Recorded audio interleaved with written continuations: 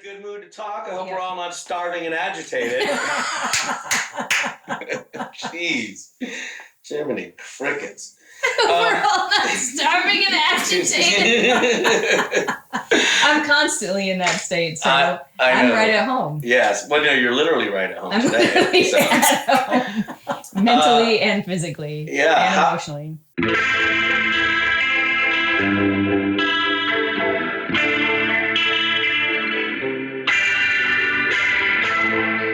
Jen, you want to introduce me to who's on the couch to your right here? This is my mom. It's my left. To your left. Yeah, no, that's fine. This is my mom, Chris, and she's here visiting. Chris, tell me, what was Jen like growing up? I was a Colorado native, and Jen was born in Denver, Colorado in 1981. Jen is my one and only child. So I've had nothing else to compare it to. This is it. So in some ways, I've been lucky because even with one child, I have had a daughter and a son. Mm-hmm. So I'm getting kind of a dual parenting experience here. Jen loved music from the time she, at that time, was very, very young. And she was a tomboy. At least that's what we thought, a tomboy. But very young, she started talking about the fact that she thought she was a boy, she should be a boy, she wanted to go to the doctor and become a boy. So we had many, many, many conversations from the time she was very, very young. We would talk about things and she would finally say, "Can you just take me to the doctor and can he turn me into a boy?" Now, this, of course, was in the mid to late 80s, where no one was even talking about transgender. And I think part of the being different, sadly, had to do with feeling like she didn't fit in. She didn't fit in anywhere. She didn't feel like she fit in so well with girlfriends, girls that she played with, even at a young age. But yet she didn't feel like she quite fit in with the boys in the neighborhood that she would try to play with a lot. As a parent, that's what was hard for me, is to see that her struggles around feeling different oftentimes left her feeling left out, not included, not accepted, not belonging anywhere. And it was really painful to see her struggle with that.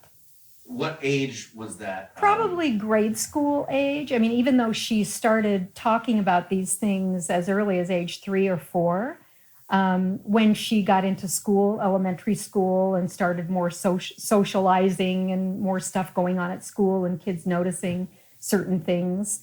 It's like every year she got older, every year she advanced in school, it seemed that the volume of confusion and the volume of pain got turned up a notch to where it just progressed pretty consistently, definitely started to peak in middle school. Middle school was a very difficult period. And then as she got into high school, she started getting more clear, at least feeling like she was gay and thinking that if she came out as gay, that would give her some peace and, give her a way that she could identify with other people. And that actually helped for several years, that she felt like she could live in that world and have some level of peace. But even then, this is a conversation that she and I have never stopped having, basically, since age 3.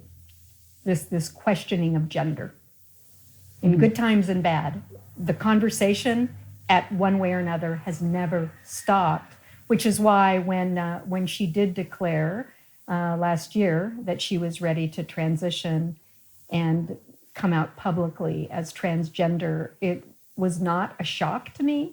And really the way I describe it to a lot of people is, in a way for me, it felt like a very long sigh after holding my breath for 30 some years.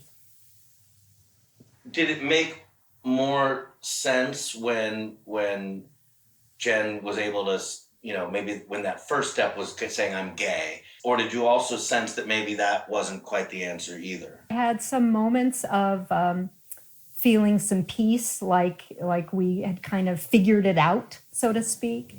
but yet there was still, it just felt like there was still stuff going on in the background that never really totally quieted down. And it just caused me to wonder. Now, of course, back then, I mean, even when Jen came out as gay, there weren't a whole lot of resources for gay teens. I remembered taking her to a gay teen support group, and I think there were like 3 people there. Yep. You know, and they were all 3 guys. There were no girls there, so she again felt like she wasn't sure where she fit in. So certainly trying to think about or explore anything relative to transgender was just like not on anybody's radar screen. Or if it was still considered pathology, gender identity disorder. So I think after she came out gay and then still struggled, there was a little bit more focus on her mental health of like, is there something really serious wrong there? Manic depression or something like that. So yeah, in many ways, as I said, last year when Jen declared had the transgender announcement and decided to transition, it kind of felt like we were finally home in a way. Not that it's over. Because it's not. Because it's not done. It's not done. I notice sometimes when you talk about the past with Jen, you use the pronoun of she. When you talk about things currently with Jen and Jen's life, you talk in he. Tell me a little bit how you guys work with pronouns in your relationship. Yeah, well, that's been a big topic, and Jen has been so generous with me and other people in the family. First of all, to say no pronoun shaming. She's not going to shame us as long as we're doing our best and trying. The other really important thing that we've talked about and has helped me a ton is when we talk about pre-transition, he has given me the permission to use she, because it's very difficult for me when I think about Jen as a baby and a school-aged child, because I knew her as a girl and identified her as my daughter. So it's really, really hard for me when I talk in the past to use the he pronoun.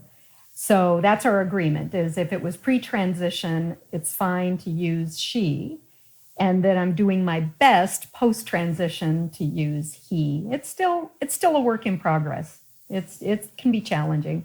Yeah, and I feel the same way, even though I've always known on some level that this is, if I'm talking about it at the age of 3, saying I was born into the wrong body, I've known that I've been born into the wrong body. But even me looking back, it's difficult for me to use he, because there just feels like a disconnect, whereas now it feels more natural. So it was just something we talked about and agreed on that would be the best for the both of us. Jen, do you remember the first conversation that you had with your mom where you addressed not feeling like you were who you thought you should be? I remember the first time I talked to her about liking girls. That's really fresh in my mind, but I just remember hitting on it. I don't remember a particular conversation, but just being like, I don't feel right, or I don't understand. Like, I'm a boy, why can't I take off my shirt? And then she'd be like, well, that's just not appropriate. I'm like, but I'm a boy. And she's like, you're not. And I'm like, but I am. Like, I just remember little things like that. Or like she said, as I started, because I did try to take off my shirt a couple times. Yes. And let's say I got a few calls from the school during Jen's school year. Yes. For various things. Various reasons. But one of them was that I took off my shirt, and I think I was starting to grow. Yes. I was already starting to develop, but it didn't make sense to me, because also I didn't quite have a concept of difference in genitalia. I'm a little slow on that. Yeah. A little slow on that. So it didn't make sense why I couldn't, because I kept saying, but I'm a boy, and she would say, you're not. And not in a demeaning way, right. not in a rude way, but again, transgender wasn't a thing. Like, obviously it was a thing, but not like it is now. So it was just, well, I think you're a tomboy and you maybe like girls. And those were the resources that we had at the time. Do you remember when you guys started speaking about the concept of like, this may not be the body for me, and that you wanted to make changes or considering making changes? Well, I remember it was like about 3 years ago, I called her and started talking to her about gender fluidity and being gender neutral. And I said, I don't know what this means, but I'm not necessarily relating to being a she. And I was lucky enough to go on tour with 2 people who have transitioned, and I got to watch them do it in their own way. And that started really being like, oh my God, this might be a thing that I can do. I hadn't said transgender yet, but I said, I just want to talk about this. To bring her stepdad, Mike, into it, he was funny because when I made the announcement to him, his response was, well, yeah, of course. He was not surprised a bit. The place where it started to get hard for me was the testosterone. And she said at the time she declared she was going to start transition, she said, I don't know if I'll do testosterone. And I got to be serious. There was part of me that's like, thank goodness, because I didn't know if I was ready for more of the physical changes that were going to be coming. It's surprising to me in a way that the testosterone, of course, everybody expects the physical changes, but the changes going on inside, emotionally, hormonally, psychologically, mentally, all those things, I sense that he's really, that has been a little bit more tumultuous than any of us expected. Yeah. And I think that's a big myth that people, you think when somebody decides to transition and then come out publicly and even take the step to have the surgery, a lot of people that I know sort of think it's over. Like, hey, Jen's a guy now, done. Yeah. But ain't done. I mean, not even close. I anticipate will be maybe a lifelong transition. Mm-hmm. There's so much repression, 30 years of repression that's coming out now, and wondering what my life would have been if I could have come out sooner, if we had the resources to come out sooner. And I'm not saying that it would have been perfect and wonderful, but there's grief involved with that, of feeling anger of like, I've always known this, and I had to wait a long time, longer than some, not as long as some, but I have to deal with that anger and that grief and the sadness. And then also, I think the big thing for me was realizing as Jennifer starts to leave me, how poorly I treated her for so long. I always told her like she wasn't good enough, told her how ugly she was, how unlovable she was, how horrible her body looked, all these things. I just made her constantly feel less than. And as she leaves me, as her characteristics leave or her features leave, then I realize that she gave everything to me. She's giving her entire identity, and she did the best that she could. And I treated her like shit. And I told her how wrong she was all the time and how she got us into awful relationships and all this, and if she were just better. And now she's leaving, and I'm like, man, I'm so sorry. I'm so sorry I treated you like that, because she actually is sacrificing every single thing, because there's going to be a point where nobody knows who Jennifer is, And that is really difficult, because she deserves to be known and for what she sacrificed to get me to be into this body. And that's painful to reckon with.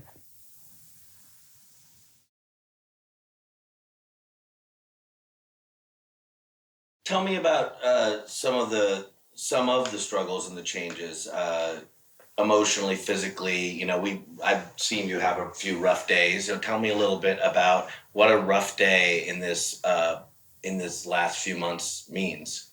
A rough day is, and how do I describe a rough day? When there's no testosterone in my system, there are no sex hormones at all because my estrogen is so low now. And then the testosterone leaves my system. So I have no sex hormones. So I'm exhausted all day long. I think you said empty. I feel empty. I feel empty. I don't feel, not even present, but like I just don't feel like I have anything to offer to a conversation. I'm just tired all the time. If I didn't know he was going through this, I might label it as depression. But since I've seen him in his life go through depression, I can tell it's not depression. Like it's not the same vibe as depression. I think emptiness or flatness is really, it's very different. It's very different. Mm-hmm. Everything is moving so slow that sometimes it's excruciating. A few months ago, and I don't know if this is still the case, you were having like tremors and it was sort of like physical. Your body was having a tough time going through this along with your emotions. So they're called trauma tremors, and they happen for a couple different reasons. One, I'm in therapy to deal with the diagnosis of PTSD. So I'm doing EMDR therapy, which is really intense, but the testosterone also causes my PTSD to be a little more heightened. So I'll get a bunch of adrenaline when I get my shot, which can cause me to shake really bad. In therapy, we try to trigger those while I'm there, so I can deal with the trauma in a closed space. But as you have experienced, they've happened to me with friends and on set. If I get, I don't even know. Sometimes I don't even know when they're going to happen. But it's dealing with trauma, and in a good way, the testosterone is pushing that forward, the trauma forward, and the energy of the tremors forward. But yeah, I have to manage them. Is that something unique to your situation because of PTSD and other factors in your life that might have contributed to that, or is that more unique to your situation? I know that it is absolutely a thing in trauma therapy and EMDR.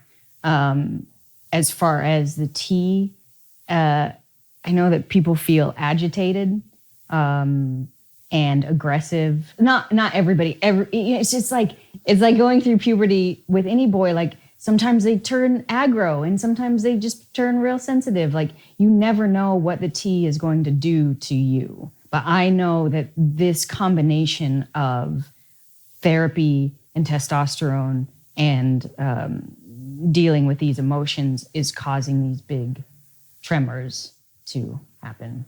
Some of the physical stuff, what are your concerns with this journey? Right. I think, it's complicated, much like it was when Jen was growing up, because it was hard to discern how much of what she struggled with as a youngster was related to gender or sexual orientation stuff, and how much was psychological stuff for other reasons.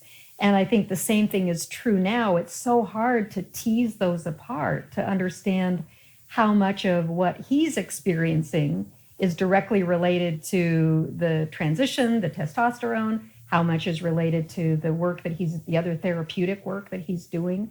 So, and I think probably in some ways, like I said, people maybe have this idea that once somebody comes out and has the surgery and starts testosterone, hey, cool, we're done.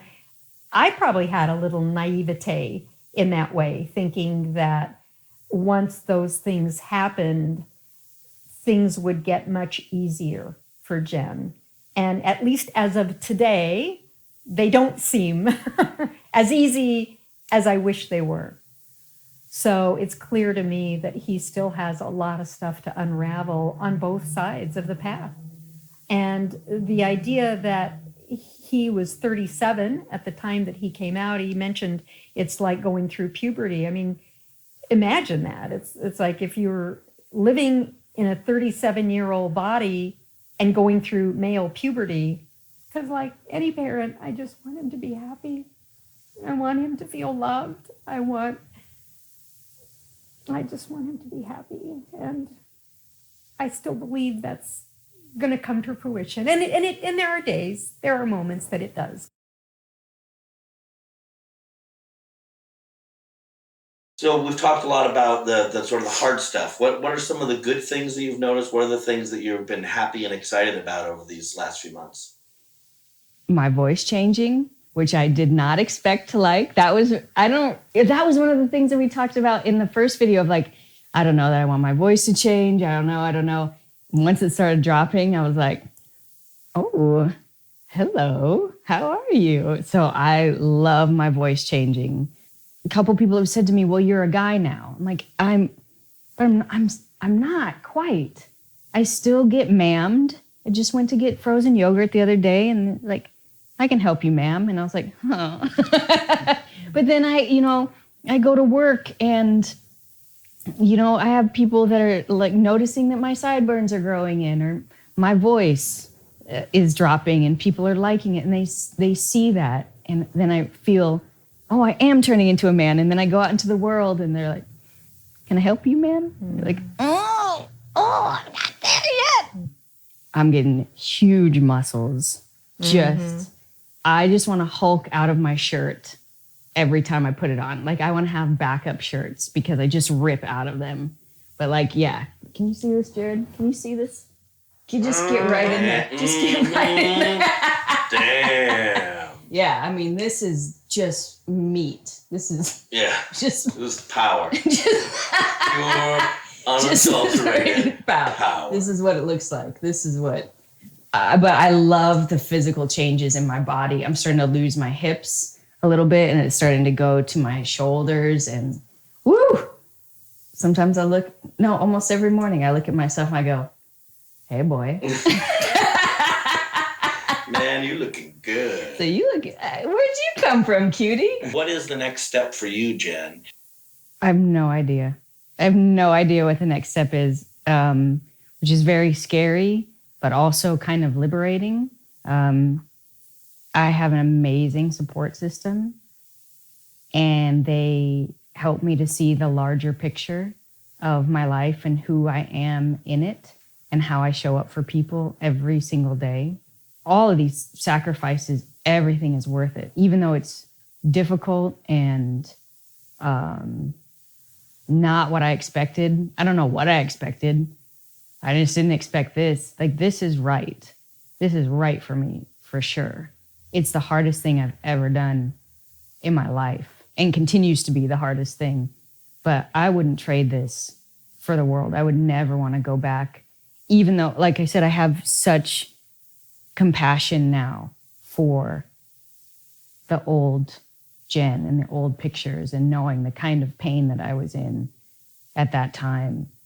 I would never want to go back to that. So even though this is difficult and I'm kind of crawling out of the mud, I wouldn't trade it for the world. You give me trauma tremors any day over the pain that I was in because I had an option and I took it. And before, I never felt like I had an option. So, yeah, any day, I'll take it.